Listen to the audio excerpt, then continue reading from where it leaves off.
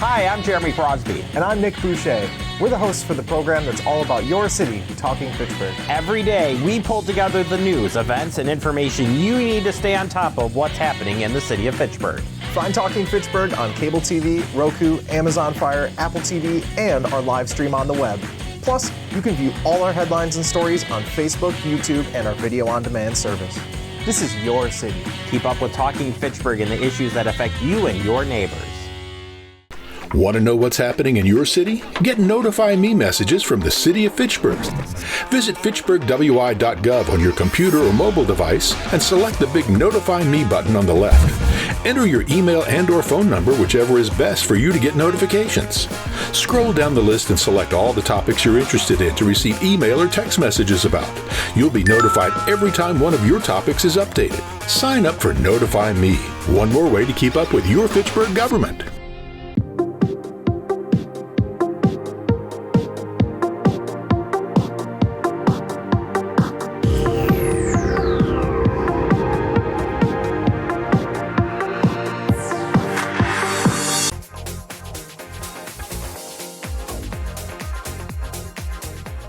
Good evening, everyone, to the Fitchburg Common Council meeting for the October 22, 2024. So the first thing is to call to the order to the meeting at 7:33. Please stand up to the Pledge of Allegiance. I pledge allegiance to the flag of the United States of America and to the republic for which it stands, one nation, under God, indivisible, with liberty and justice for all. Okay, please roll call. Thank you, Mayor. Alder Allen. Present.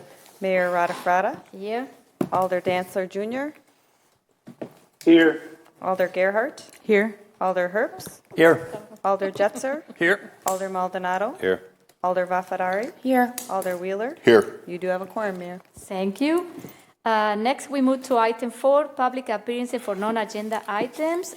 We have one person who wishes to speak for a non-agenda item. Is David Haight. David, can you come to the microphone? You have 3 minutes. Thank you. So contrary to both common sense and the law, the minor amendment language in the Fitchburg Comprehensive Plan requires residents, developers, landowners, essentially everyone to first obtain the sponsorship of staff, the mayor, or 3 council members before an amendment can be considered. That process bans the Plan Commission itself from developing and considering comp plan amendments, which is to say that it prohibits the Plan Commission from undertaking any useful planning activities. That procedure is an outrageous flaunting of the Wisconsin law that governs city planning and the rest of our state's land use regulatory framework. It's also a direct assault on transparency and ethics in Fitchburg city government and institutionalizes Chicago-style council member vetoes. Does no one think that an alder sponsoring an amendment with no requirement to state how and why, then voting to approve that amendment while sitting on the Plan Commission, and then voting again as a member of the council is more than just a wee bit of an ethical problem? Wisconsin's comprehensive planning law was enacted in 1999, and Statute 66-1001 states, a comprehensive plan means a guide to the physical, social, and economic development of a city that is a master plan adopted or amended under Wisconsin Stat 6223. Never heard of 6223? Well, it's the new kid on the block. It was first enacted in 1941, 80 years ago. It established Wisconsin's city planning framework, including the Plan Commission, city map regulations, and a little something you may have heard of called the Comprehensive Zoning Map. 6223 states, it shall be the function and duty of the Plan Commission to make and adopt a master plan. Surprise, a city plan commission is actually charged with both the duty and exclusive power to carry out city planning. But the minor amendment process makes the Fitchburg's Plan Commission special. It's exempted, banned from doing any actual planning.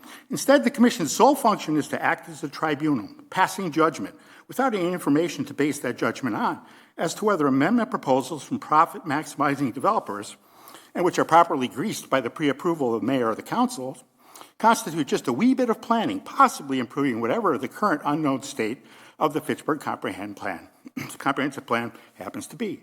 That's the direct opposite of planning. It's called chaos. There's just so much that's unethical, unlawful, and downright nonsensical 3 minutes isn't enough for a warm-up. So just what legal actions is Citizen Hate and his merry and growing band of community activists going to take? Sorry, don't have time. I will offer this.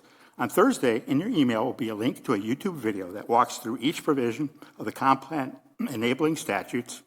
Reading and understanding the law is relatively simple. Try it. Knowing the law leads to following the law, which just might lead to actual city planning taking place in Fitchburg. Thank you. Thank you. Okay, next we move to item 5, consent agenda. So moved. Second. Are all okay with the consent agenda?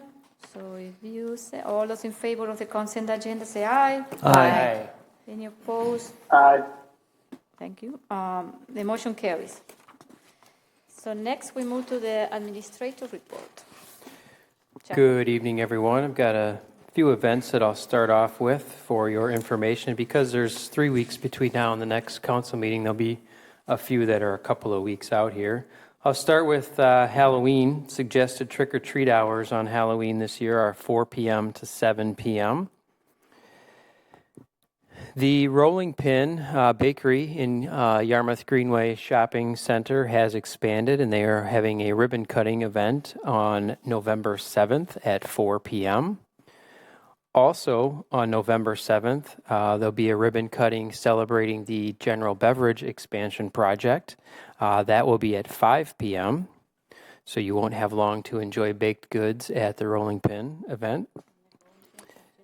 Sure. So the Veterans Day program will be held at the Community Center on November 11th at 11 a.m. That is sponsored by or led by our Senior Center. Giving you save the date information, the Fitchburg Business Luncheon is scheduled for December 12th.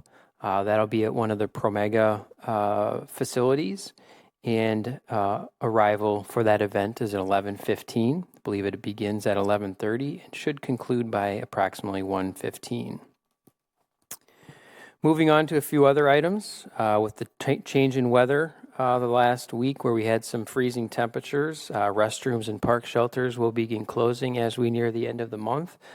Typically, those restrooms are closed by November 1st and winterized.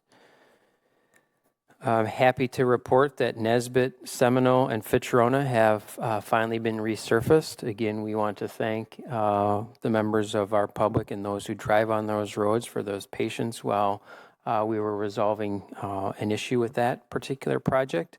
Striping will take place. It's anticipated to take place this week on those roads, weather permitting. And then the last item I have is in regards to in-person absentee voting. That began today and continues through November 1st, and I will just briefly cover the hours for that are listed on our city's website under the city clerk's section. In-person absentee voting will take place in the community center, the Fitchburg room specifically. It is from 7:30 a.m. to 6 p.m. Beginning today through October 25th. This Saturday we'll host hours from 9 a.m. to 1 p.m. And then again October 28th through October 30th from 7:30 a.m. to 6:30 p.m. And then both October 31st and November 1st, 7:30 a.m. to 5 p.m. And then, of course, the election will be on November 5th, and the polls will open at 7 a.m. and close at 8 p.m. that day. And for those of us who were around City Hall and the Community Center, I do want to recognize Tracy and her team, as well as our election poll workers today. We had over 700 in-person voters today already. There was a steady stream all day long of approximately 30 to 40 people generally in line at any given time. So already seeing a busy start to the voting process here, which is good to see that people are exercising their right to vote. And again, thank you, Tracy, to you and your team for your efforts today and throughout the remainder of this election process. Any update from the referendum or no? I do have an Okay. update from the referendum. Thank you for reminding me. Let me grab that 1 second.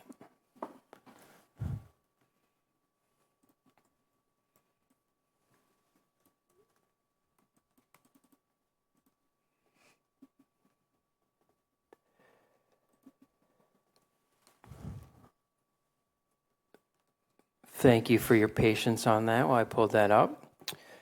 We had a virtual information session last week on the 17th. There were about, I'm sorry, that was an in-person session on the 17th. That was at the fire station number 3. Yeah. There were about 35 members of the public or so that attended, as well as 4 elected officials. The second mailer that was sent by the city has arrived in mailboxes the week of the 14th. The third mailer was delivered to the United States Postal Service on October 18th. I'm told that that's arriving in mailboxes already today. Digital ads, we've been continuing to boost informational session information through social media digital ads. An online video started on October 3rd. Video is in English with Spanish subtitles, and that video is being run as an ad on social media until election. There are some poster boards up at City Hall, the Senior Center, and the library. You may have noticed an ad in the Fitchburg Star that appeared on the October 11th edition. And then additionally, news flashes for informational sessions have gone out, and future news flashes will go out as well throughout the remaining couple of weeks here. And the voting information I already had shared earlier in my report. We do have our last public information session. That is a virtual session. That is on Monday, October 18th at 6 p.m. That will be the last of 7 sessions that have been done, 4 in person, 3 virtual. I do want to thank the members of our community who have attended the session so far. I also want to thank the elected officials who have been able to make 1 or more sessions to date. And I think there's been a lot of good conversation through the question and answer portions of those presentations. Any questions about administrator report or referendum? Chad, you just misspoke a little bit there. It's October 28th, not 18th. Okay. Thank you for clearing that up. Apparently I'm living in the past. We had one yesterday, last night too. Yeah. Yeah, okay. I had a quick comment. I just wanted to pause and thank FACTv for being at all of those to cover everything. And I wanted to thank Chad and city staff for doing such a great job in presenting. I thought, to your point, citizens had really good questions. And I think citizens came with a lot of direct questions, some open minds, and some of the questions that you received were super thoughtful. And I thought you did a really great job breaking down a lot of really technical, detailed pieces that help our citizens really understand what this is about. So thank you for all that extra time to you and staff. Thank you. Yeah, so I want to add also that because there is a lot of misinformation about how the city is paying for these mailers that you see here and all the paid Facebook post. It was money that we used from a TIT closure that this council approved way back at the beginning of last year. So we are not using taxpayer money. So I want to clarify that. And also there was another mailer sent, that one is from the firefighter union. It's not a city mailer. I want to clarify that. And it's not from taxpayer money. So, because there is a lot of confusion about who is paying for what. So, any other question, comment? No? Okay. So thank you, Chad. Then we move to the administrator report. The mayor's report. And you mentioned some stuff that I have my list. Okay. So one of the things that beside the I attended last night to the Lions 40th anniversary celebration. We did a proclamation last council meeting. Also, I assisted all of the meeting of the referendum, so I want to say thank you to everyone who participated. Good question. And thank you to the elders that participate in those meetings too. The other thing is I'm going to be participating tomorrow to the League of Wisconsin Municipality, attending that conference. I was able yesterday, I attended the Glacier Elementary School. I was invited, it's a Verona school, to talk to 80 third grader about our parks.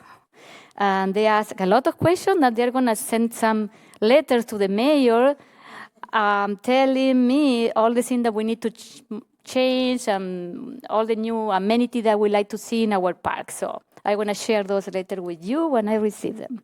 It was funny because I've never been with so many kids, 80 kids. So, but we continue working with the union negotiations. This is still it's a process that still we are working on that.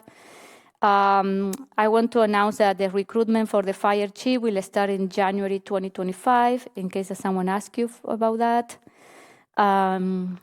Chad mentioned the ribbon cuttings that are coming. The fire open house was a successful event. I don't know, I know some of you were there with your kids. It was great, that event. There were too many family, and I also want to thank a volunteer group from the Coldwell Banker and Real Estate Group, because they were there helping. So I want to say thank you to that group. And some of them, most of them, they are Fitchburg neighbors, so residents. So it was great to see them helping with the fire open house. What else? There's going to be another event, another listening session. I will coffee. It's called Coffee with the Mayor and the Chief on October 29 from 11 to 1 p.m. Quick trip and Sain Road for 2 hours. I will be there to answer questions about the referendum, the city. You know, everyone is invited. I invite everyone to come and, you know, and ask questions. And then the other thing that that Mayor Richardson started in 2019 was the Mayoral Awards, and I continue with that tradition. And on November 26, we are going to invite all the recipients for the awards. I already make the decision for most of them. I don't know, you want to know who they are? So, for the large employer, Sub-Zero, and this year I created a new category called a small company or small business. It's going to be adhesives, IT specialist. For the not-for-profit, it's going to be Bike Fitchburg. Resident, Ryan Australia. We don't know yet the employee because staff is selecting the employees, so they are still finishing with the survey. So they will receive a formal letter of invitation, and then we are going to do the award ceremony on November 26th in our council meeting. So I want to say thank you to all of these people and company, because they are part of who we are as a community and city. So that's it for me. Oh, the other thing I want to mention, that we went to the Greater Madison Chamber of Commerce dinner. Some of, Alder, Nicole was there too. One of the neat part is the introduction. They were promoting, I would say, Madison Gas and Electric was a bigger sponsor, so they have like a 10 minutes of presentation. And they put a video, and the video was about the 2 solar farm in Fitchburg. So, and they say Fitchburg. So I was very proud, that they were showcasing our solar farms and what they are doing with sustainable energy in Dane County. So that one was great. Okay, that's it for me. Any question? Comments? Nope? Okay. So next we move to commission and committee reports, and we will start with Plan Commission. Thank you. I will start with the resolution. I will move approval of Ordinance 2024-032, request by Edward Hoyt, agent for Hartung Brothers, Inc., to rezone properties from PDD GIP, Planned Development District General Implementation Plan, to PDD SIP, Planned Development District Specific Implementation Plan, to develop a multi-family facility on property associated with 2674 Botanical Drive. Second. And the Planned Commission did pass this. So for context, so this is the Hartung area. Oh, I have to. This is a 5-story, one of the ground level is parking, 5-story, 210-unit multifamily building, 199 covered parking spaces and 116 surface parking, and there's going to be more architectural features on the side street where it obviously faces the road. The other lot, if you may recall, is under construction currently, and they are going to try to break ground as soon as possible. The earliest it would be February or March 2025, assuming this is approved, but probably more likely the middle of the year, and probably wouldn't open until 2026. These are studio to 3-bedroom apartments. Most are 1-bedroom or 1+s. We did talk a little bit about the market. Apparently the Bain County vacancy rate is 3% right now, and so the marketing is softening a little bit, but obviously still a big challenge. A couple of the amenities in the area are a dog park for the residents. There's lots of bike racks, both indoors and outdoors. There are going to be EV charges in the buildings. They've had it in recent buildings and are waiting on MG&E to figure out exactly how they can incorporate that into this building specifically. And then Hartung A, the other building the plan is to have, and please correct me if I'm wrong, Ned, but the plan is to have solar to cover the community and common spaces, so solar is possible on this building as well, but not necessarily completely for sure right now. And that is my summary. That is the plan, to have solar as well, yes. Yeah, so Ned Hoyt is here. Nate, do you want to add anything else about this project? That was a great summary. I will confirm that we do intend to have solar for the common spaces included on this building, the same as we do on Hartung B, so that is definitely the plan. And mostly, we're just excited to be pushing forward another building with the city of Fitchburg as a partner. This will be very similar to other buildings that we have done with Green Roof and the quality of the amenities. And happy to take anybody on a tour of one of our facilities if they have any questions in the future. Thank you. Questions? Jay. Yeah, Ned, why do we have so many outdoor parking places? This particular set of lots were designed incorporating the design of New Blaney Road and Botanical Drive as part of the master planning exercise for the Hartung Field sort of development. So part of it is just a result of the particular size of the lots and what is efficient to do and where to sort of add the parking. Part of it is the result of wanting to have drive aisles between buildings kind of A, B, and C, lots 6, 7, and 8, in order to provide connectivity between New Blaney and Botanical. And when you have those drive aisles, it's efficient to add parking on either side of it. So both of those things together, along with the approval conditions of the original master plan, all have led to a slightly higher level of surface parking on this particular set of developments. Well, it just seems that since this is supposed to be a transit-oriented design, that having so many parking places is exactly the opposite direction that we would want to go. We have a parking ratio of about 1.5 here. Yes. Our other recent projects have been in the range of 1.35 to 1.4. So it's not a substantively higher parking ratio. It is slightly higher. While it is transit oriented, the recent projects we did on the North Fish Hatchery Road have got substantially kind of better bus access sort of at the moment. So I think a slightly higher parking ratio in this area is not necessarily inappropriate, but it is slightly higher than we've done previously, just not significantly. Any other question? Bill. Yeah, I was wondering if we can get a kind of an overview of, we're calling this transit-oriented development. There is no transit here at the moment. I know 10 years ago there was talk of having a transit station somewhere in this area, but what are the future plans for transit for this area? And by what criteria do we measure whether there's a conflict with transit-oriented development, practices? I can comment at least on potentially the transit side of it. I don't think I'm qualified necessarily to comment on the second portion of your question. The referendum does include a request for funding that would improve service on Route 65, which does go through Uptown. And I believe the nearest stop from this particular project would be at the intersection of East Sherrill Parkway and Lacey. Right there, so we're talking, it's about half a mile. Probably about half a mile would be my guesstimate. And if the referendum does pass, that would increase service to at least hourly service during the weekdays and 90-minute service evenings and weekends.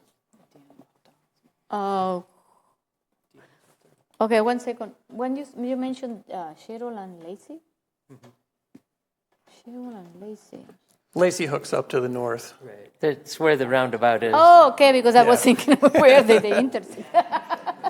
Okay, who is next? Who is Jay? Yeah, okay. When we laid out the McGaw Park neighborhood plan and into the comprehensive plan, and even before that, one of the ideas that we had, and it's still out there, I hope, is to eventually activate that rail line for passenger rail. And that would require some investment, which would probably come from the federal government, because to do passenger rail on that track, you have to have welded track, and it's not welded right now. So it's definitely a freight line. But it can be upgraded. We've talked with Wisconsin Southern about that years ago. So, and they're open to the idea of doing that. And at the time, Madison Metro was open to the idea of operating such a thing. It probably wouldn't be standard trains. It would probably be a bus that has the capability of being on the road or on the rail. So it has those kind of tilt down wheels like some of the railroad service cars have, or service trucks have. So there are options for that would not be terribly expensive, but obviously would require some investment. But I think we have to get a lot more density over there before the government will start to look at that, which is why I'm concerned about the amount of parking that we're taking up with these buildings. Because the more land that you're taking up with parking is less land that you're putting units on. And in order to, it really is the kind of thing that if you build it, they will come. But if you don't build it and you build big parking lots instead, then it's going to be a lot more difficult to make it happen. I have a question, because I am confused when they say the amount of parking, because the amount of parking that you mentioned is, is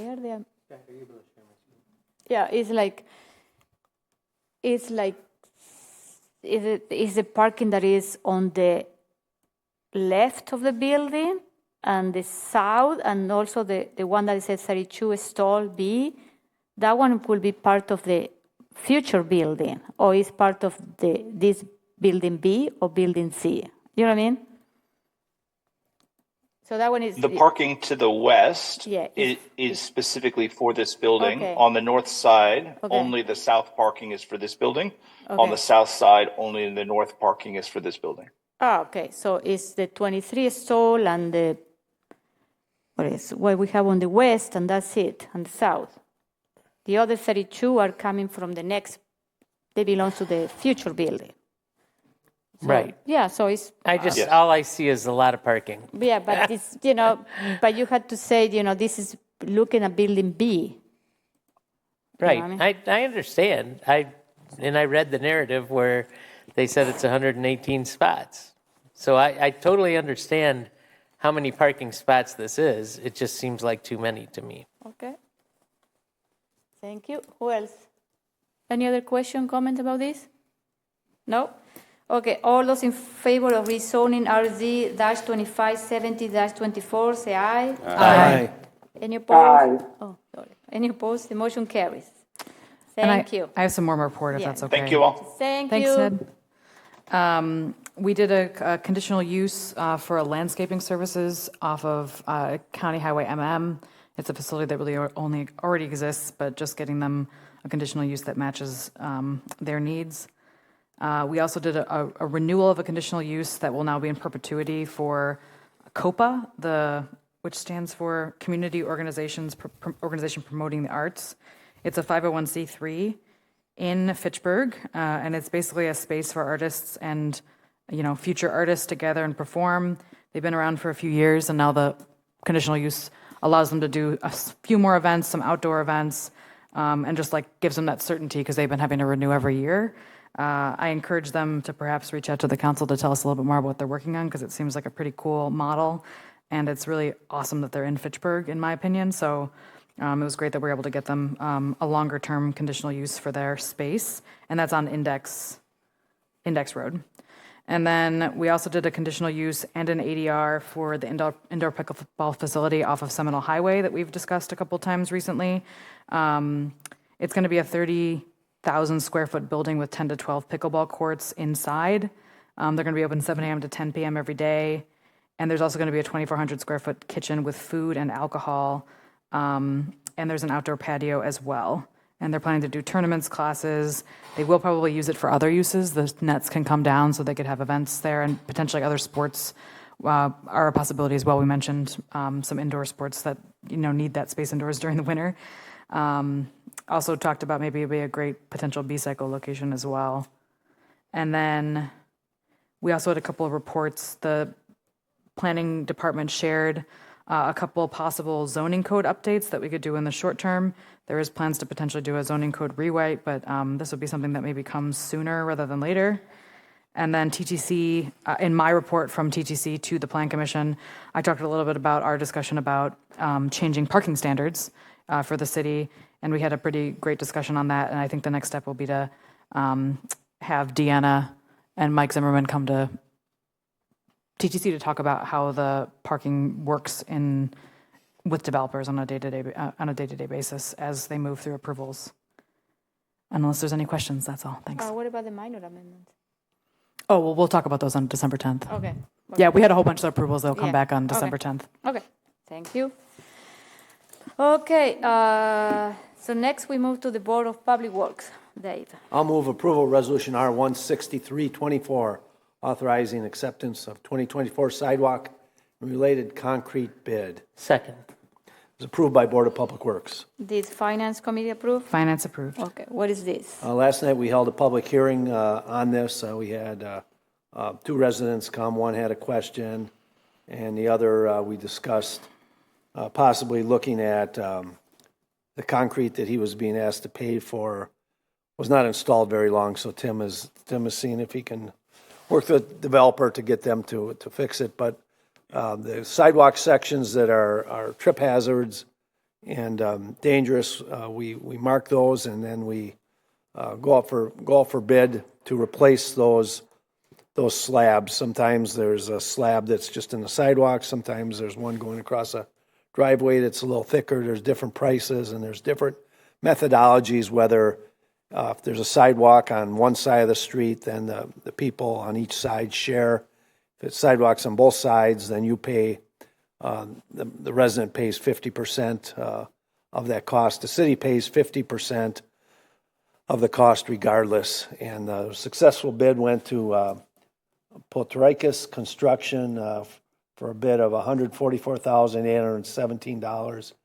And with a 10.6% contingency, the total is $159,817, and they are a new vendor. The last year's vendor we thought really gave good prices, and the new vendor is lower and has proven to be. They've checked the references and they've got positive on the references. Okay. Any question? Jay. Yeah, Dave, whenever I see things like this where we have one contractor who comes in at 144,000, and the next one is at 256,000, and the next one is at 295,000. I have questions. Okay. How are they able to do this for, basically half the price? Well, sometimes they want to get in and get established in the area, so they have a reputation in the area, so they might be doing it at cost. We asked that same question, but frankly, in a competitive bid, when they've done good work in other places, we have a hard time, turning that down. I share your concern, Jay, but last year we had a similar instance with our vendor. Last year was substantially lower, and they did excellent work for us. So. And I asked the same question last year. Right. And that contractor who did the work for us for $110,000 or whatever last year, this year they bid $250,000. Oh.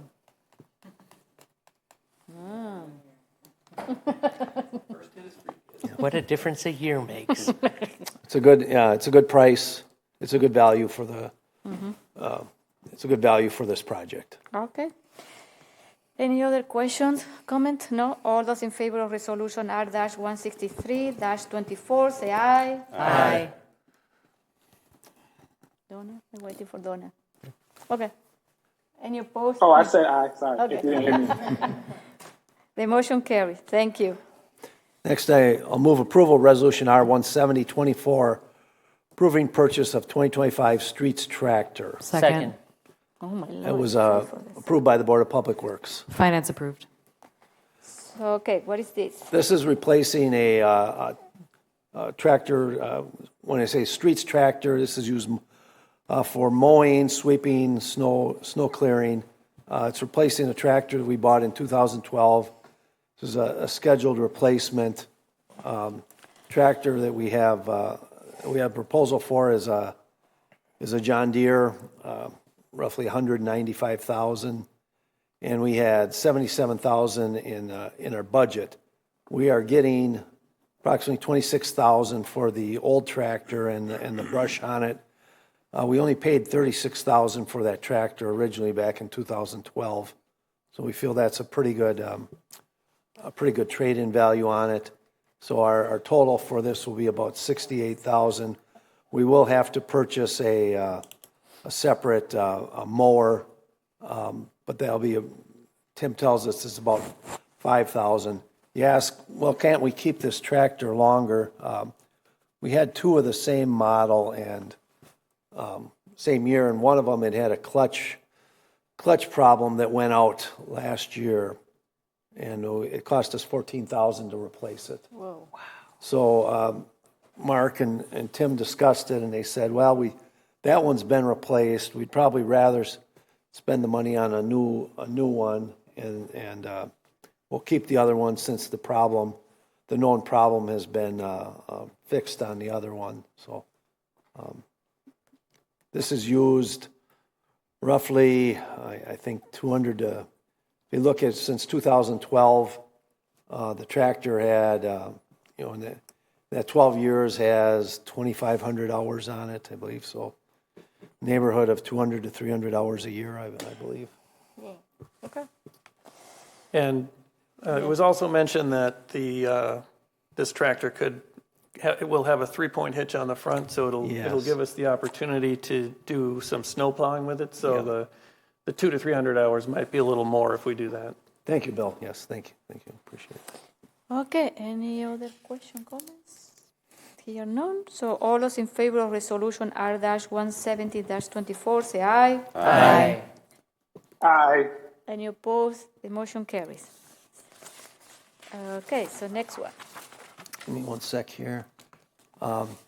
Next, I move postponement of resolution R 184-24, approving agreement with subdivision in Jamestown. I move postponement until the November 26th meeting, and we would like this amended to include a referral on November 19th to the planning, since this is now a staged plan, and those have to go to planning for approval if it's a staged plan. Second. And technical correction, it's R181. Yeah.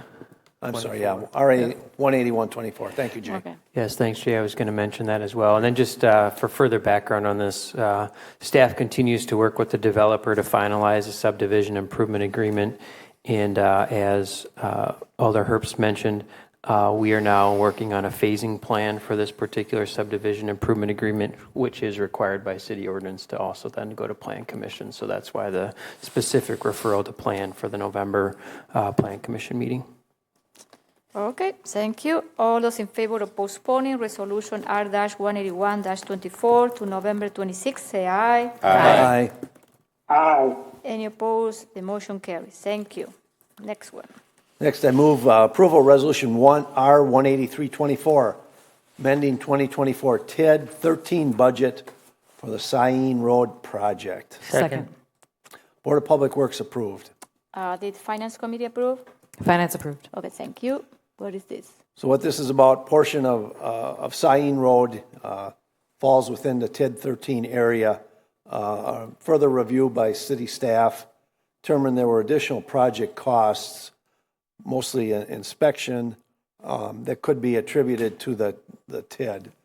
So a decision was made to transfer, but use $65,000 from the TID for the project, which will reduce the borrowing on the for the capital by $65,000. So it's kind of a wash on here.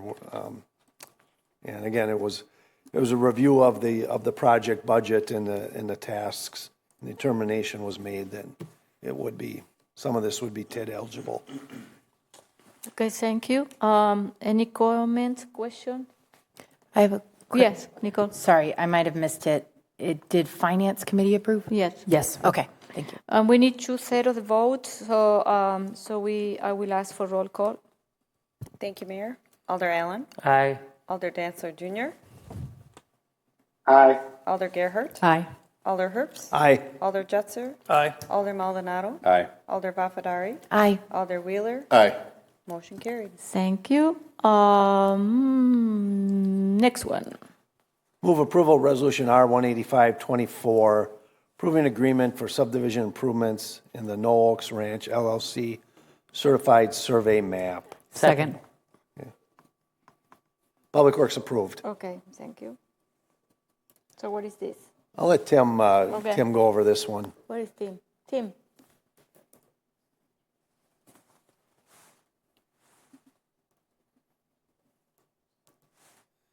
Just 1 second.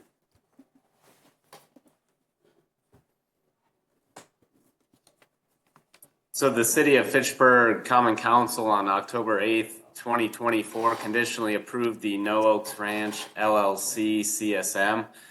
The Land Division Ordinance requires the execution of a contract for public improvements prior to the signature of the CSM by the city clerk. So we're looking for approval of the agreement for the subdivision improvements, No Oaks Ranch LLC CSM, subject to the final review by the city attorney and the city engineer. Okay, any question, comment? Okay. All those in favor of Resolution R-185-24, say aye. Aye. Aye. Any opposed? The motion carries. Thank you, Tim. Okay, so next we move to the rest of the commission, and we will start with Park Commission. Park Commission, we are expecting to get a conceptual plan for the Southdale Park. They met, Scott met with a consultant, and we're hoping at the next Parks meeting, the first Thursday in November, to have a look at that. Have a look at that plan. That's the main thing I'd have to report since the last meeting. Okay, thank you. Library Board, Nothing to report. Commission of Aging Well. Yes, I just have a few items. Chad already mentioned one of them with the announced the Veterans Day recognition that will again take place on November 11th. Also, the Aging Well Committee and the Senior Center continue to explore transportation options for the Senior Center, and we'll be having the Senior Center Director from Beaver Dam speak at next month's meeting about their center's experience using shared ride taxi. And those are the only updates at the time. And sorry I'm off camera, y'all. I'm just traveling and got a little delayed, but still didn't want to miss the meeting. But thank you. Thank you. RCC? Yes, we met last week and we discussed the WinSlam report. This is software modeling of our stormwater management practices to make sure our total suspended solids and total phosphorus that make their way to our 3 reach sheds are within compliance. So we've got water that makes its way to 9 Springs Creek, Swan Creek, and a little bit that goes to Lake Wingra. We are in compliance with our goal for the Swan Creek reach shed only, but the city does participate in the Yahara Watershed Improvement Network to maintain our overall compliance. And each new development within the city must meet stricter requirements than anything we've done in the past. So as time goes on, we should be getting better and better with our compliance. We also reviewed the draft 2025 solid waste collection calendar, and we sent some feedback to Ben on that. Discussed our goals for RCC for the year 2025. Went over the stats for the fall shred event. We had 9,100 pounds of electronics and 5,600 pounds of paper, which is on par with previous years. And the dates for next year will be April 12th and September 13th. So you can put those on your calendar. We discussed the draft dark sky ordinance and sent a bit of feedback to Ben on that as well. And just a reminder to keep bringing your used plastic bags, grocery bags, and any plastic wrap to City Hall or to Pick and Save. We're collecting for the in the Lions Club bins with the Next Trex program. If we get 1,000 pounds collected, we can get ourselves a free bench made of recycled plastic. And finally, the MPO wants to apply for a Federal Highway Administration grant fund to fund a countywide partnership on low-carbon transportation materials. And Fitchburg would be interested in joining that partnership. So I have a question about the boxes to collect the plastic bags.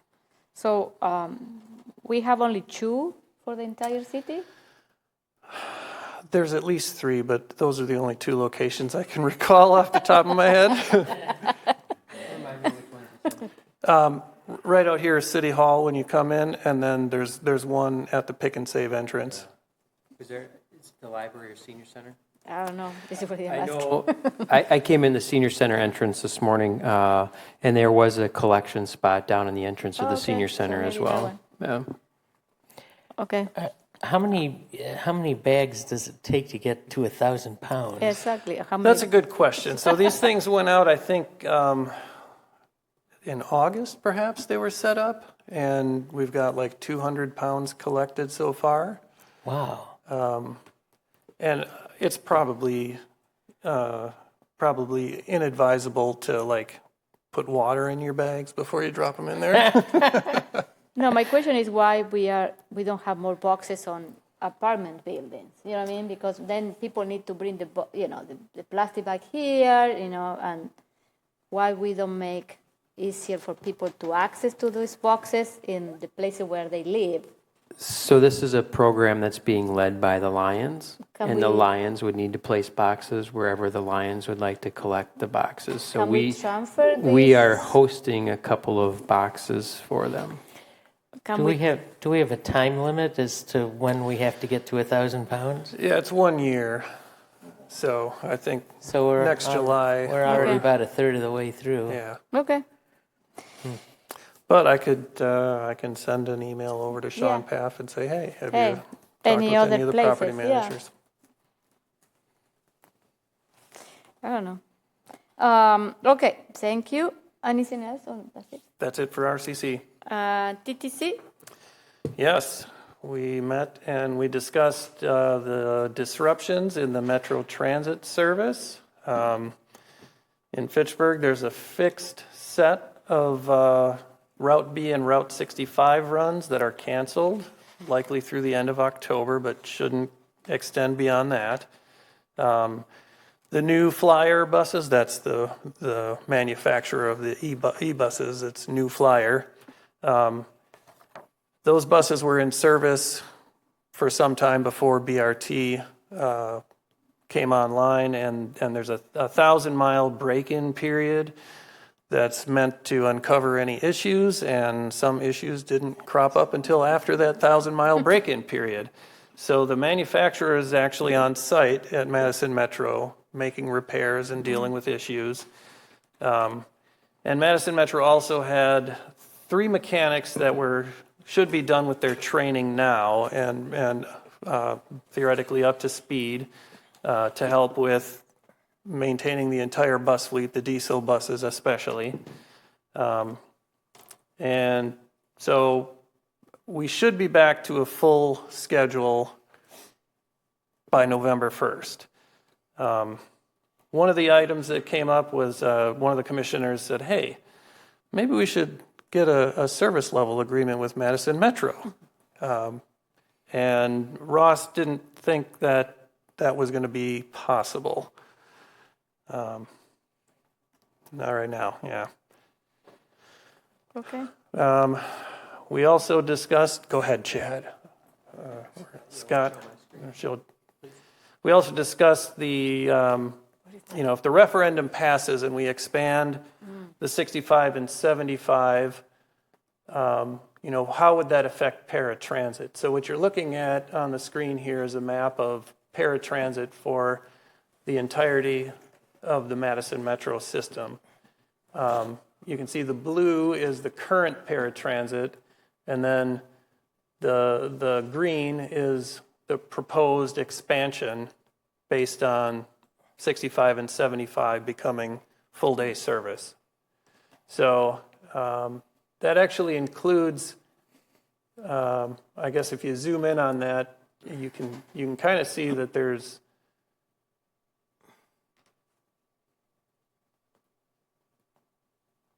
so you can see on the lines on the map, and it nearly encompasses all of the development that's around there. So I think it does a pretty good job of increasing coverage.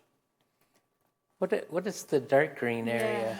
That's overlap with existing paratransit. Oh, okay. So the light green, they just drew the 3/4 of a mile on either side of the 75 and the 65, and where it overlaps with existing due to other routes is the dark green.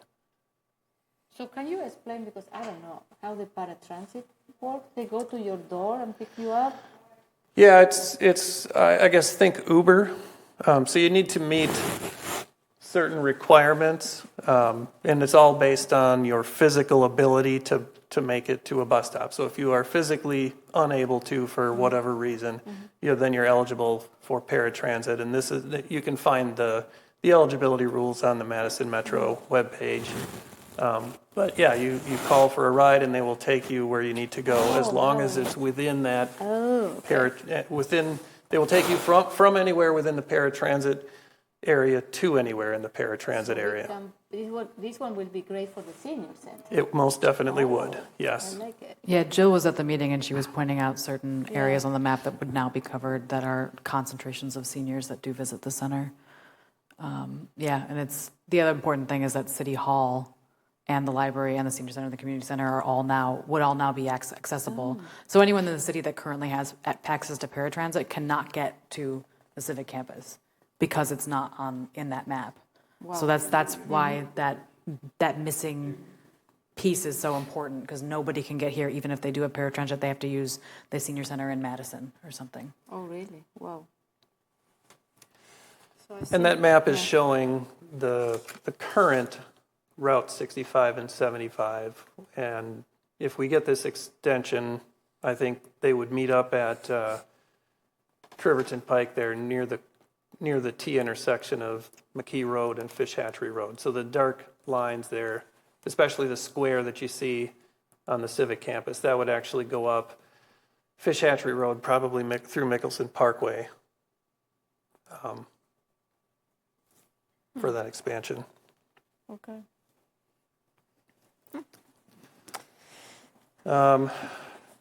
We're also going to get software called Streetlight for next year. This is data that's collected from connected vehicles and phone GPS data. So, yeah, right now, the city has 2 radar-based setups, so you can attach this thing to a pole or something, and you can count traffic, and you've got to leave them up for a couple of weeks, and then you've got some traffic data for that stretch of road at that time of year. With the streetlight data, this would be, collecting data on every street every day. And so we can get a handle on how many cars, how fast they're going, where they're the starting and end points. Can we track where in winter time, when big snow storm, can we track where our plows are? Close to what? No? Not with this particular application. We would have to have a specific GPS application to do that. And that would require some additional equipment and probably some modems and other sorts of telecommunications things to make all that happen. It's possible. Yeah, I know that we just don't have it yet. municipality in the north of Wisconsin, they're using that. So this is what I, Our police vehicles have it. Oh, really? Mm-hmm. Okay. Okay, Jay. So would that eliminate the need for the little speed monitoring things that we do with the rubber hoses that we nail down to the asphalt and... Yeah, I'm not sure that we actually use those anymore, but anything that we would use to count cars, like I said, the current 2 apparatus are radar based. Can the public will have access to that, or is only internet? That's for staff use. Oh, okay. Yeah, it's a paid service. I mean, we're basically buying have an annual fee for paid service. And I do want to be clear that the data that we would be accessing is anonymized data that is collected by that software application. And as Alder Jetser mentioned, every vehicle that's built, I think after 2017, is connected to the World Wide Web, if you will. And there obviously is all kinds of data mining that takes place. And now, obviously, we have the ability to capture some of that anonymized data that's out there. As Alder Jetser mentioned, this will be much more efficient for staff, not having to go out and place counters with staff time, go back a couple weeks later, and then grab that data. The other thing that this pulls or will give us is turning information. The equipment that we have right now doesn't give us that as well. So we've seen this in action. The MPO has a subscription to this particular software. We have used it on a limited basis through our relationship with the MPO, and I think it will be very helpful. And I do want to just clarify, it is currently included in the mayor's proposed budget. And obviously the budget would ultimately need to be passed to guarantee that we do have it next year, just as a small technicality. Well, there weren't any amendments about it, so... Yeah. Maybe the budget itself will be defeated. I don't know. What is it? No, this is great because one of the, as you know, one of my priorities in the budget is how to automate some of the processes here in the city and use more technology to be more efficient, and also so staff have, more freed up some of the staff time doing all of this collection and all of that. So I think this is great. So, one question is, can they determine the plate of the vehicle? No, all the information we get is anonymous. We don't have any idea who it is, what kind of vehicle it is. It just gives us traffic patterns, movements. Maybe people are. You're just worried that in case one of you, yeah. Hey, I am guilty. I'm saying it. Okay, thank you. Anything else? Yeah, we also discussed the city's parking guidelines and how we don't have an actual ordinance. There's no actual requirements, but we have this guidelines document. And it seems that over the years, developers have been treating them as requirements. And, the Plan Commission has certainly used them over the years and decades as a guideline as well. And, the world is moving on towards, nudging ever so slowly towards fewer cars and more transit, that sort of thing. And so this is an important step here to overhaul our parking guidelines, which saw their last update in 2010. Other Jetser and the rest of the council, I do want to add staff is going to begin working on updating that development guide. It's going to take at least a couple of months here as we were working on a few other things, but I've asked our team, we have our weekly development team meetings, which is an opportunity for developers with questions on projects or to discuss them to come in. And in those situations where we do not have anybody scheduled, to use that time to work on updating that guide. Thank you. Anything else? That's it. Thank you, Bill. So next we move to CEDA. We are meeting on Thursday. Okay. So you know what you're going to be discussing? That's 2 days away. I barely know what's happening in the next 10 minutes. Okay. Agricultural and Rural Affairs Committee? Yes, the last meeting was on the 15th. I was not able to be there. As mentioned, that was the same night as the Madison Chamber of Commerce dinner. But one action that was taken was the unanimous approval of a minor amendment to the comprehensive plan to rezone a specific part of property from ag and open space to rural residential, just highlighting that I think the committee does a really great job both balancing the preservation of farmland and greenland, but also wanting to make sure that constituents who have land and want to rezone it so that they can perhaps sell part of it as residential are able to do so. And I'm not sure when we will be meeting again. Another time hasn't yet been set. Thank you. Bicycle and Pedestrian Commission. I just forwarded an email to the council and mayor. The chair of the committee had sent a request to all the committee members as well as members of Bike Fitchburg as a part of the process to update the bike and ped plan. There is a suggestion or a best practice that folks conduct bike audits, which essentially shows kind of how bike friendly an area is. In the email, I included advice from the AARP around what an audit should include, how to conduct one, and he's asking that members, if they have the availability, do so. But I just wanted to make sure council saw it too, in case anybody wanted to do one on their own. There's a whole document with information on how to do that. If you're interested, please reach out to Mark. He's listed on the email that I forwarded. Our next meeting is not until December. Okay, thank you. EMS Commission. Yeah, we completed the evaluation on Chief Anderson, and we talked about the apportionment at the annual meeting, and it was going to be the resolution coming up that we will be discussing and approving the levy limit adjustment. And see that Misty's on board. She'll talk about that, but that's it. Okay, thank you. Misty, want to talk to that? It's an agenda item later. Oh, coming. Okay, yeah. Healthy Neighborhood Committee. Yeah, we haven't met recently, but there was an email that went out, and I think the council was copied on it.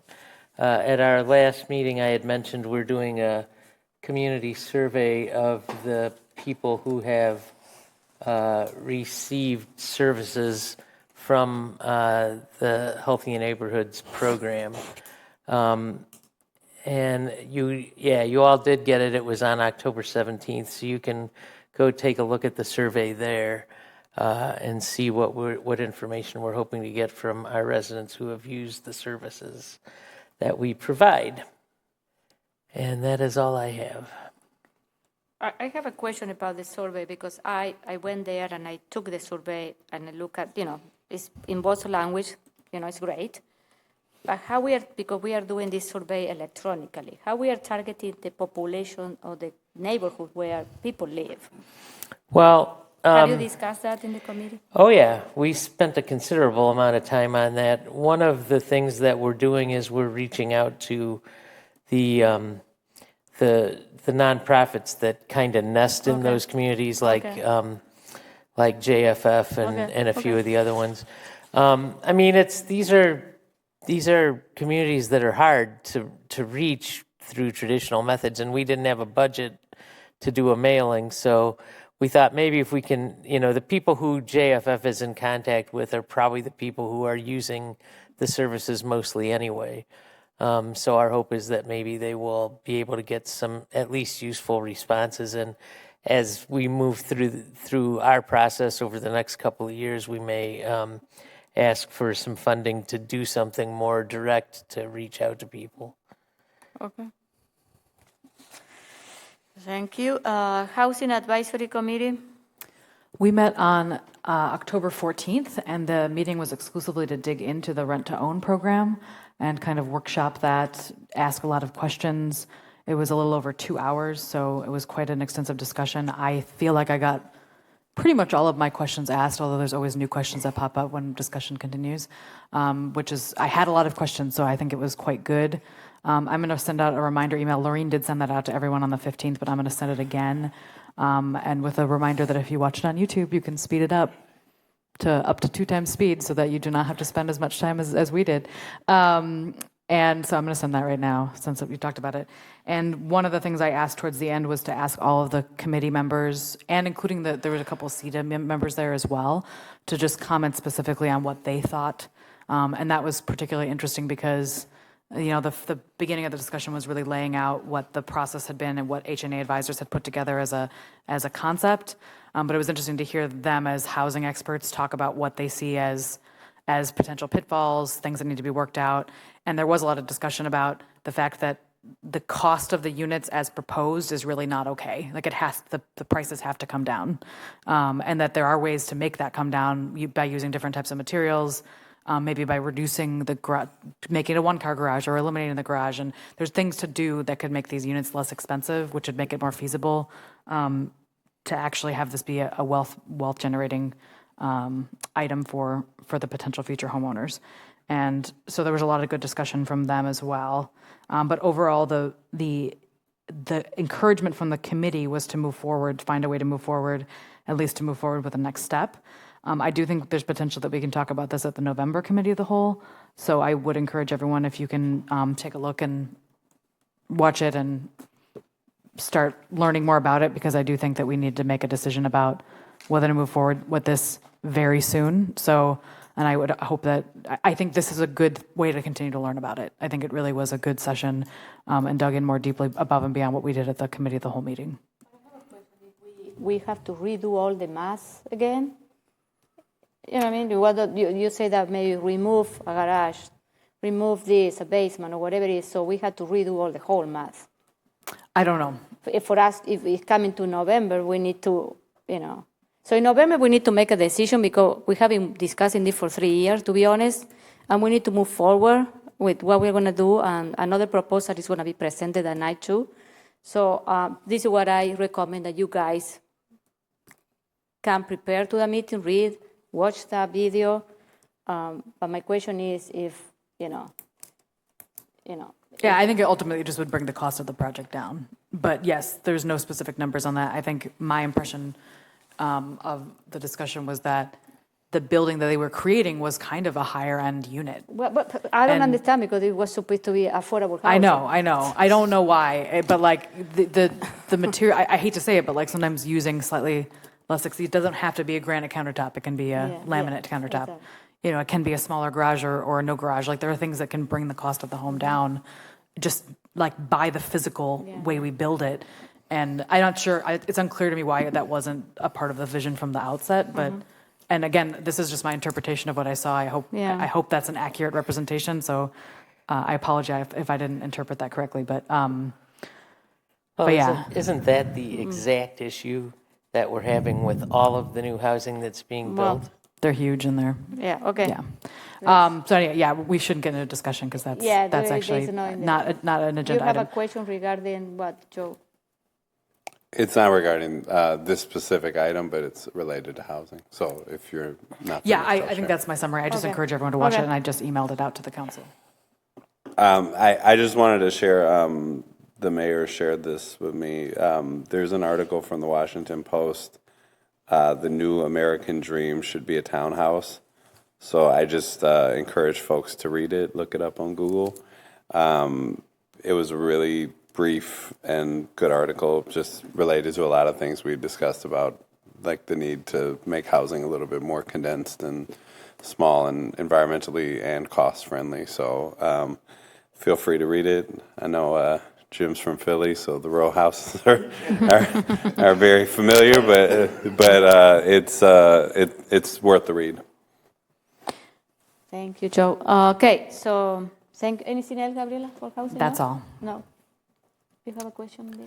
Yeah, I was just going to say, I saw that same article, and they made the point that we've talked about it here in Fitchburg and presumably everywhere else in the country, that condos are just, the financial hoops you got to jump through to do condos are just insane, and this is the, basically a workaround, is to do townhomes, and if you do them 3 stories tall, you can get the density up to, nearly what you really need in order to have a successful walkable neighborhood with, to attract retailers and transit.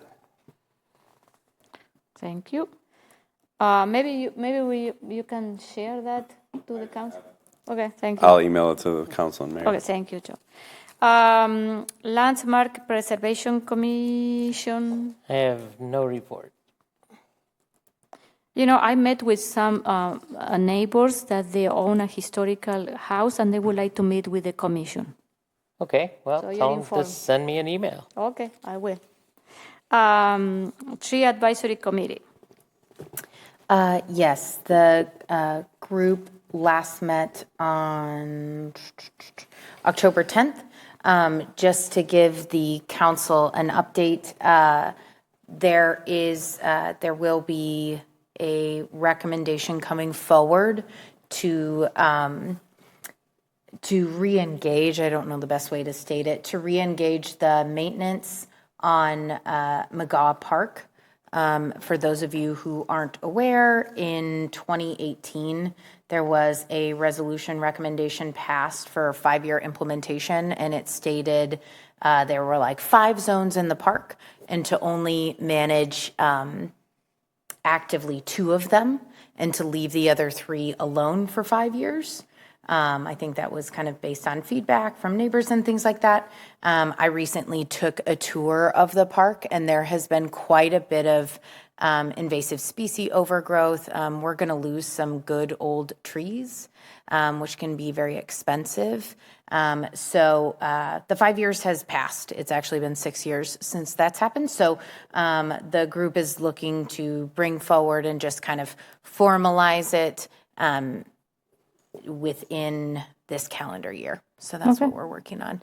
The next meeting of the group is not until January of 2025. Oh, okay. 2025. Okay, thank you. Community and Equity Committee, Donald? No report at this time. Okay. We have our next meeting on October 29th, and I have a further update after that. Okay, thank you. Report from other commission and committee. Jim? Yeah, we just continue to basically get into the not minor details, but the minute details of the building. It's been reduced in size. So now it's just a matter of maximizing the space inside and making sure it is functional. There is about probably another 12, 13 meetings that's going to take place between now and next April. between Zoom and in person. So, I mean, they're doing a good job. Like I said, the overall square footage is down to 53,000. So now it's just time to maximize all the space inside, make sure it's efficient and that it's functional. Thank you. Okay, so next we move to standing committees and reports, and we start with Finance Committee. So I'll start with the report from the Finance Director. She just reminded us about the budget schedule and what's remaining. The Committee of the Whole discussion will be about budget amendments tomorrow. Those are on the website, and it's really just one council amendment that Misty wrote, and the omnibus amendments is what we're going to be talking about. And then there will be a public hearing on November 12th at our next council meeting, and then also the action on the amendments and the adoption of the budget at that November 12th meeting. So that's, we're nearing the end of the budget process. And then I will move on to the resolutions. I will move approval of Resolution R-16624, recommending an audit firm for the city's 2024 to 2026 financial audits. Second. Did the Finance Committee approve? Finance approved. Okay. And so this is really, we just have to choose our audit firm for the next few years because our contract was up. This is for the 2024 to 2026 years. There is an optional 2-year extension as well as part of this contract. We've received 2 bids. The lowest bid was Baker Tilly, who has been our current auditor, and we've been very pleased with them. So that is the bid that was selected. And there is a progressive increase in costs over the years that's laid out in the documents. And staff recommends approval. Okay, and I want to tell you, because I work in a CPA firm, those fees are getting expensive by the minute. So, Jay. Yeah, I just wanted to ask one question. On the bid opening page, there's something called average evaluation score. What is that? Where? Misty's popped on. Yeah. So part of our RFP process is it was a 2-stage one. The first stage was we evaluated all of the proposals to make sure that we thought they were qualified to do our audit. And then the second stage was to open the pricing and then pick low bid for anybody that had an evaluation score of at least 80. But we only had the 2 bids, right? And both of them were above 80. Okay. Yep. So we opened both of the prices. Gotcha. Any other question, comment? Oh, Nicole, do you have a question? No? Okay. All those in favor of resolution R-166-24 say aye. Aye. Aye. Any opposed? The motion carries. Next one. I will move approval of resolution R-18224, supporting the levy limit adjustment for the increase in the joint EMS district assessed charges. Second. And finance approved. This is the annual resolution that we have to do in order to get a levy limit adjustment, which is available because we have a joint EMS district with the other municipalities. And you can get the adjustment if you meet certain criteria, and all of the municipalities participating in the joint district pass a similar resolution. We have done this for the last few years, and it has always been passed by all, and it is on the agendas or the near future agendas for both Town of Verona and City of Verona. The levy limit adjustment would be $62,796, and that is the summary. Okay. Misty, do you want to add anything else about this? No? Nope, she did great. Any question, comment?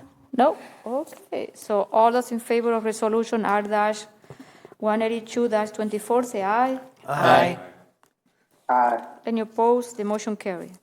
Personnel Committee. Donald. As you mentioned in your report earlier, we're just still in those police and fire negotiations, and then we have an upcoming meeting again scheduled for November.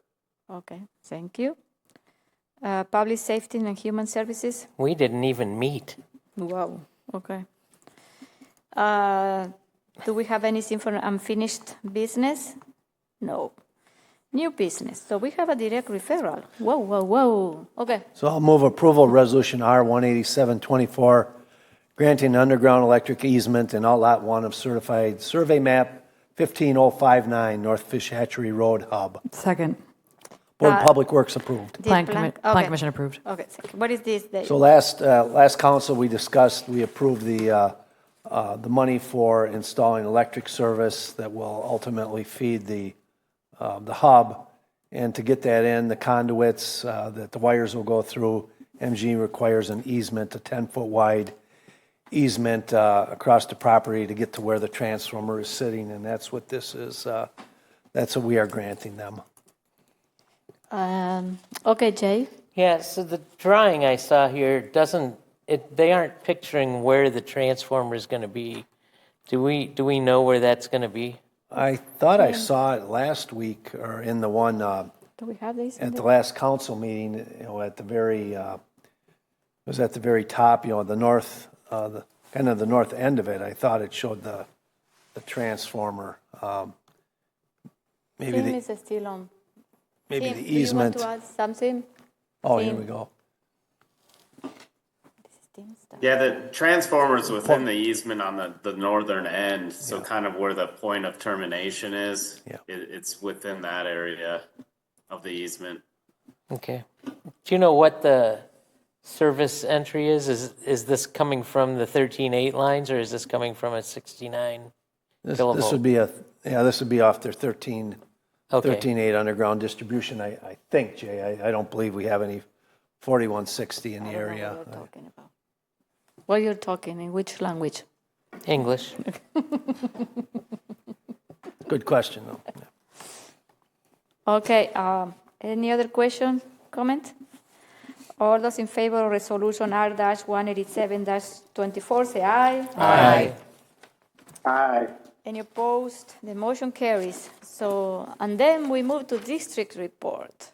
So we'll start with number 4 this time. I have nothing. Just wanted to thank the Four Winds Farm for hosting the listening event last night. Also wanted to reiterate how nice the fire open house and the pumpkin event was, to just hit both of those up. That was really fantastic. And then I just wanted to highlight, there was the president of the Madison Chamber of Commerce did this really cool presentation about trends in the Madison area from now until 2050, and he talked about the exponential growth.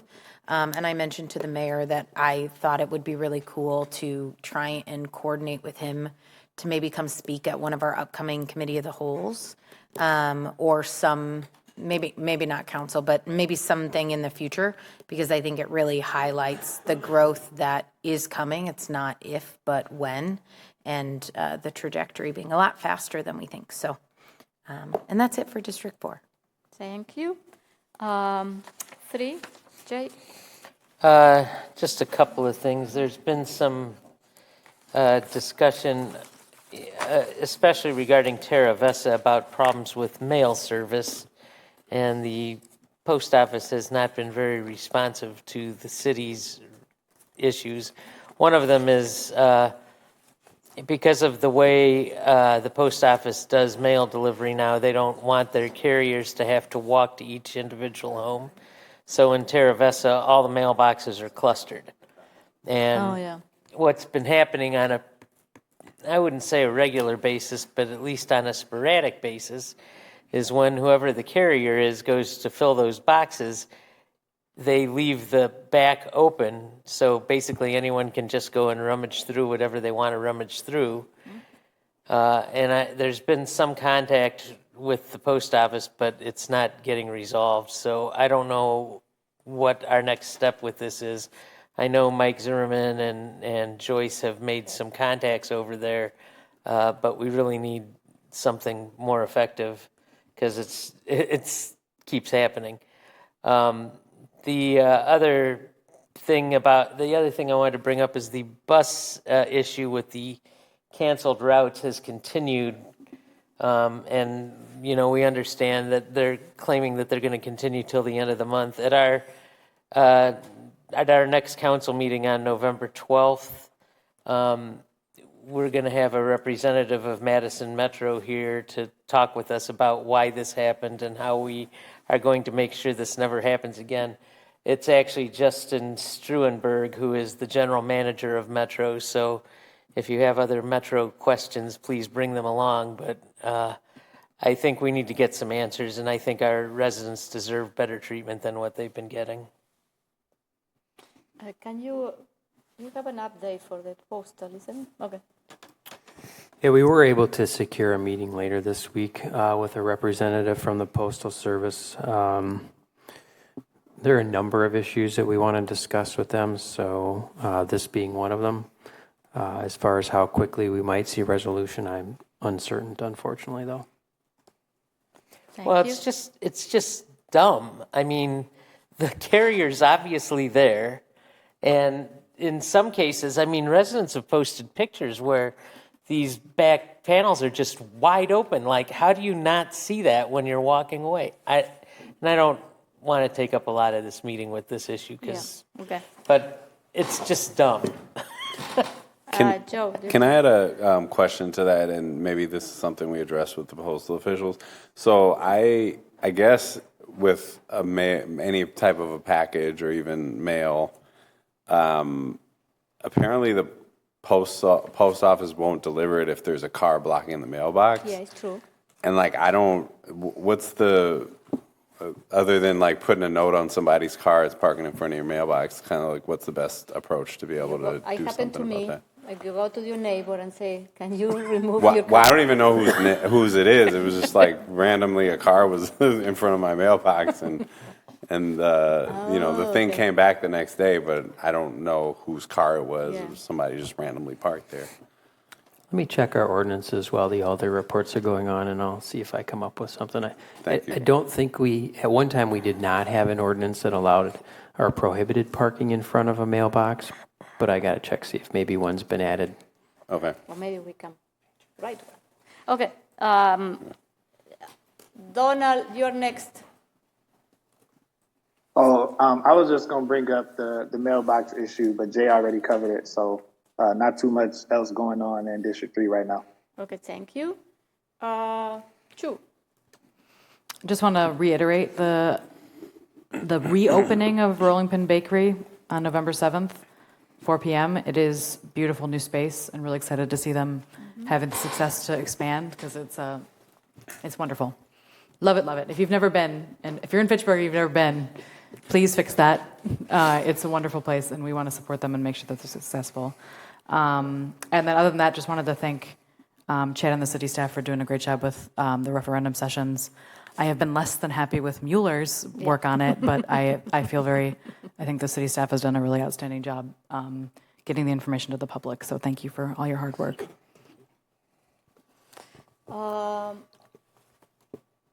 Yes, you. Oh, and I need to make another announcement. Okay. Yes. Okay, yes. Yeah, I'll just echo props to Chad. I think I've been to 3 or 4 of these referendum meetings, and I think you answer a lot of questions that people come up with, and I think it's very informative. I'm happy to hear the questions, and I'm happy to hear the answers. Thank you. Now, this Thursday evening in the Middleton Library, there will be a presentation by the developer of the Bell Farm neighborhood that's going to be built in Middleton. I'm going to attend that. They'll talk about the net zero / resilient homes, walkability, connectivity to the outdoors, compact development, geothermal, solar, so renewables, and timeless architecture. So if anybody's interested, we could carpool. And next Thursday at the Fitchburg Public Library, the Madison Metropolitan School District is going to do a presentation on the referendum that will appear on our November 5th ballot. 6 p.m. Fitchburg Library, again? October 30th. Okay, good. Yeah, I forgot about. Thank you, Bill. Okay. Sure. Happy to report I've been taking the bus 3 days a week to work. I saw Alder Wheeler on the bus the other day as I was getting off. A couple events that are happening. The Allied Duns Marsh Neighborhood Association is having a pumpkin carving party this Saturday in Marlboro Park, which is technically in Madison, but right next to Fitchburg. Myself, Alder Herbst, and Madison Alder Figueroa Cole will be judging the carving of the pumpkins. Oh, really? We'll be very judgy. So show up if you'd like, and if you got kids or your constituents, time do. It's 12 to 3. Okay. Yep. Just going off of the mayor's mention of talking to kids in elementary schools. I got an email in my inbox from my child's newsletter, and she goes to Stoner Prairie. She's a 3rd grader, and apparently their assignment is to research what could be done to improve a local park or playground, write an opinion letter to the town mayor or park official. We are going to receive a lot of letters. So it just got me thinking. I sent an email to my child's teacher to see if they would like alders from Fitchburg to come to her class. So if anybody has an interest in doing that, just message me, and I'd be glad to bring a crew. If you go, I have, Scott Endel prepared to me like a poster with picture of all our parks. So I have those one. They're still in the school. They're going to deliver this week because they want to keep them to. But I have those posters. So. Okay, great. And then the last thing I'll have to say is that there is a coat drive for the Verona Area School District. It's going to be. I'm sorry if I need to. Okay, Coats for Kids. I'm so sorry here. There is a distribution day on October 25th, 9 a.m. to 6 p.m. at the Allied Boys and Girls Club. And then there's another one at Redeemer City. Do you have that information, Dave? I don't. I'll look it up while he gives his report, and then I'll mention it as soon as I find it. Thank you, Joe. Yep. Dave. Have your daughter include that free snow cone machine in our park. That's one I've wanted for a long time. Yeah. I want to thank Ross. They put a speed board on King James Way by our pocket park, and I've noticed it is slowing cars down. Thanks, Scott, and we have a new fountain in the Jamestown Park by the basketball court, and by the soccer, by the community garden, and Madison Tennis Court, and appreciate having that. I'll be pushing Scott to, we still have one that's been promised to us for Belmar Park, so we'll be working on that. Our community garden, our close down is going to be, we're going to try to have a cleanup day next Sunday. I believe there will be plots available for next year. Some people dropped out this year, so if you know of anyone, and I think that, I'm just going to put a plug. Free Bikes for Kids is in the midst of collecting bikes again, gently used bikes. We had a collection day on October 12th. You can drop them off at their center on Coyle Road off Rimrock. But if you have bikes that, and you don't want to go there, let me know. I'll pick them up and take them out there. So please pass that on to neighbors. Gently used bikes is what they're looking for. Thank you. The coat drive. There you go. The coat drive at Redeemer City Church, 5356 King James Way, is Tuesday, October 29th, 12 to 6 p.m. There is a registration that's asked in advance of the distribution. So if you go to the Verona Area School District website, you should be able to find it. Thank you, Joel.